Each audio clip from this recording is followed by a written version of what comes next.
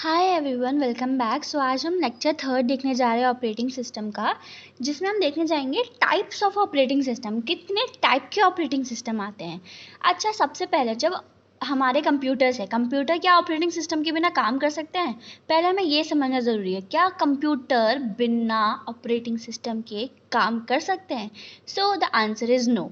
अगर हम आज की डेट में देखें तो हर चीज़ ऑपरेटिंग सिस्टम से रिक्वेस्ट के बाद ही होती है। समझ में आ रहा है? तो क्या ये कहना जरूर सही है कि कंप्यूटर्स हम ऑपरेटिंग सिस्टम के बिना नहीं चला सकते? पर जब ऑपरेटिंग सिस्टम ही इन्वेंट नहीं हुआ था, उससे पहले भी कंप्यूटर एग्जिस्ट करते थे। ठीक है, वो सबसे पहला आता है सीरियल प्रोसेसिंग सिस्टम। ठीक है, to early computers from late 1940s to mid 1950s the programmer interacted directly with the computer hardware. जब इतने टाइम पे जब ऑपरेटिंग सिस्टम डायरेक्ट आया नहीं था, तब जो प्रोग्रामर था वो डायरेक्टली कंप्यूटर के हार्डवेयर से इंटरेक्ट करता था। ठीक है, क्योंकि वहाँ पे कोई ऑपरेटिंग सिस्टम ही नहीं होता था।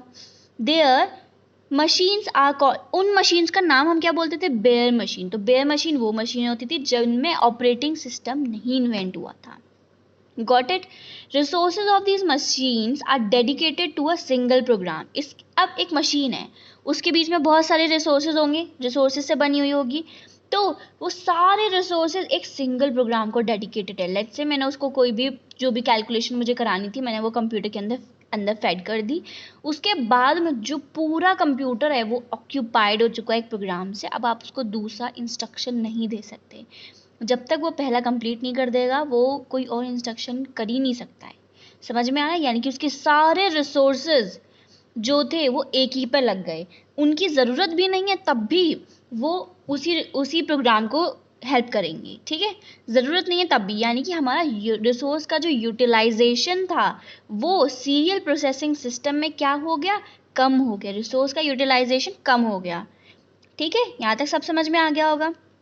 Every computer system is a program in a machine language. और आपको पता होगा कि हमारा कंप्यूटर सिस्टम प्रोग्राम लैंग्वेज समझता है, और उस टाइम पर ये लैंग्वेजेस नहीं आई थी, जावा, पाइथन एंड ऑल, जिससे हम आजकल कम्युनिकेट करते हैं। तब सिस्टम पे बैठकर हेक्साडेसिमल कीबोर्ड्स होते तो उससे टाइप किया जाता था कि हमारा इंस्ट्रक्शन क्या है, हमारा डेटा क्या है। समझ में आ रहा है? सोचो, उसको विजुअलाइज कर पा रहे हो? ठीक है। Program use to started by loading. सबसे पहले क्या है, आपका एक प्रोग्राम है, आपने उस प्रोग्राम को क्या किया? लोड कर दिया। ठीक है, the program computer register with the address of first instruction of the program, and its result can be obtained by examining the content of the register. समझ में आया? And memory location, therefore programming is the style caused to the low utilization of user and machine. तो यहीं पे हमारी दो चीज़ें हमारे पास आती हैं कि जो रिसोर्स का यूटिलाइजेशन था वो डिक्रीज हो चुका है। ठीक है, अब हमारे पास ना एक प्रॉब्लम आ रही थी, यहाँ पर एक सेटअप टाइम बहुत इंक्रीज कर रहा था। पहले हम उनको जानते हैं। ठीक है, these early system prevented following two major problems. अब यानी यहाँ पर दो प्रॉब्लम आई, तभी प्रॉब्लम आएगी तभी तो एक सोल्यूशन निकालेंगे। नया ऑपरेटिंग सिस्टम तभी तो आएगा जब हमें प्रॉब्लम निकालेंगे। So first one is scheduling. ठीक है, most installation use a sign up sheets, यानी कि साइन अप शीट्स होती थी।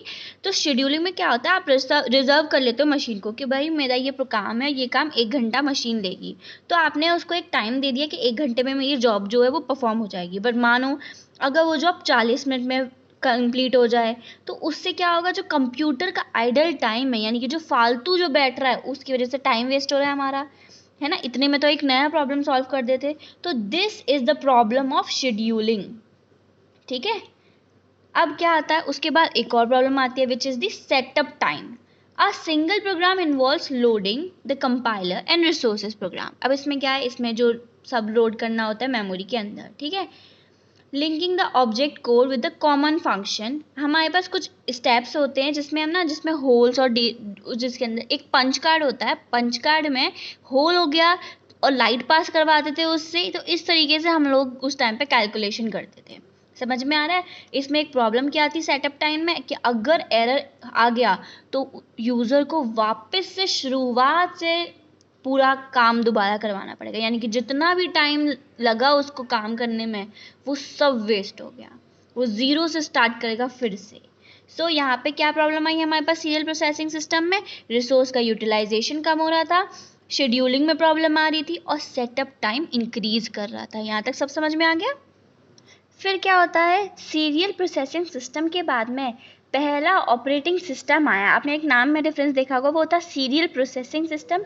अब आया है batch operating system. Batch operating system में ऑपरेटिंग सिस्टम आ चुका था to improve the user of machines, uses of machine. अब इसमें क्या है, हम लोग कुछ इम्प्रूवमेंट किया होगा। The concept of batch processing is introduce, was introduce. तो अब यहाँ पे जो कॉन्सेप्ट था बैच प्रोसेसिंग का वो इंट्रोड्यूस हो चुका था। Batch is defined as a group of job with the similar need. इसमें हमने क्या किया, जिनको सिमिलर नीड थी उनके हमने बैचेस बना लिए कि इसको भी ये काम चाहिए था, इसको भी ये काम चाहिए था, उनके हमने अलग अलग बैचेस बना दिए सेम काम वाले। समझ में आ गया यहाँ तक? The operating system allow the user to form batches. ये हमको अलाउ करता है ऑपरेटिंग सिस्टम कि आप ना बैचेस बना लो। कंप्यूटर एग्जीक्यूट करता है हर बैच को सिक्वेंशली यानी लाइन बाय लाइन वो एक एक करके एग्जीक्यूट करता जाता है। Processing all the job of the batches considering as a single process is known as batch processing. तो इसी को हम बैच ऑफ प्रोसेसिंग बोल देते हैं। ठीक है, was the use of the software called monitor. यहाँ पे एक सॉफ्टवेयर था मॉनिटर जो कंट्रोल करता था एलोकेशन और डी एलोकेशन ऑफ द, जो हमने बैचेस बनाए ना उनको सिक्वेंशली जो एक्सेस करवा रहा था वो मॉनिटर का काम था। ठीक है, with the use of the operating system user does not have the direct access to the machine। यानी कि अब यूज़र के पास में मशीन से डायरेक्ट एक्सेस नहीं है, वो ऑपरेटिंग सिस्टम एक इंटरमीडिएट की तरह एक्ट कर रहा है। ठीक है, user sustain the job on the card. अब क्या है, हमने कार्ड पे सारी जॉब लिख दी, हमारा ये काम था। ठीक है, और या फिर कोई टेप पर फिर कंप्यूटर के ऑपरेटर्स में डाल दिया, वो बैच को बनाएगा सेम सिक्वेंशली, उनको एक एक करके चलाता जाएगा। और input output devices for the use of monitors. ठीक है, in this execution environment CPU is often idle because of the speed of mechanical input output devices is slower than the electronic device CPU। जो CPU होता है वो एक electronic device होता है और जो इनपुट आउटपुट डिवाइसेस होते हैं वो मैकेनिकल डिवाइसेस होते हैं। तो इनके बीच में जो स्पीड का डिफरेंस आता है उसकी वजह से जो CPU है उस टाइम के लिए आइडल रहता है, क्योंकि CPU बहुत फास्ट है और जो इनपुट आउटपुट डिवाइसेस है वो बहुत स्लो चल रहे हैं, तो वहाँ पे एक टाइम वेरिएशन आ जाता है यहाँ पर।